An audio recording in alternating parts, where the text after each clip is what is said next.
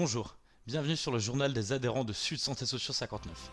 Aujourd'hui, il sera surtout question du congrès. Sachez que vous pourrez retrouver l'ensemble de nos interventions sur notre chaîne YouTube.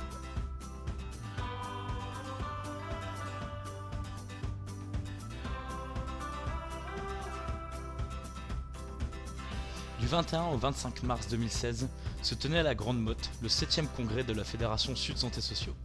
Chaque syndicat y a envoyé des délégués mandatés ainsi que des observateurs. 18 personnes composaient la délégation du Nord. Un congrès a lieu tous les 3 ans.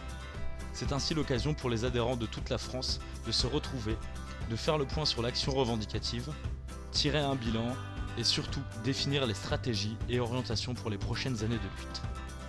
Cette année a été l'occasion pour nous d'accueillir un représentant de l'Union Générale des Travailleurs Tunisiens, première force syndicale en Tunisie. Notre but, mettre en place un accord de coopération entre nos différents syndicats.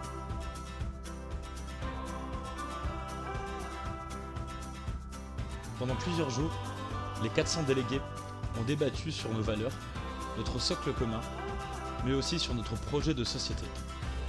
La Fédération Sud Santé Sociaux, de congrès en congrès, se réfère à la charte d'Amiens. Nous nous réclamons d'un syndicalisme de lutte des classes.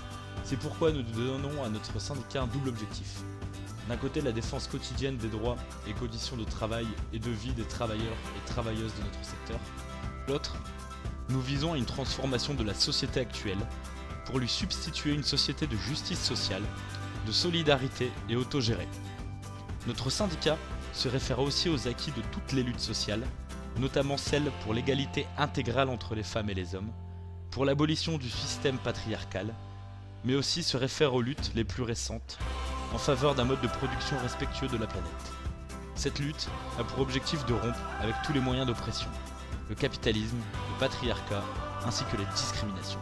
Face à une actualité sociale brûlante, le Congrès décida de porter une motion d'ordre. Cette motion se voulait offensive et déterminée contre la loi travail, dite loi El Khomri.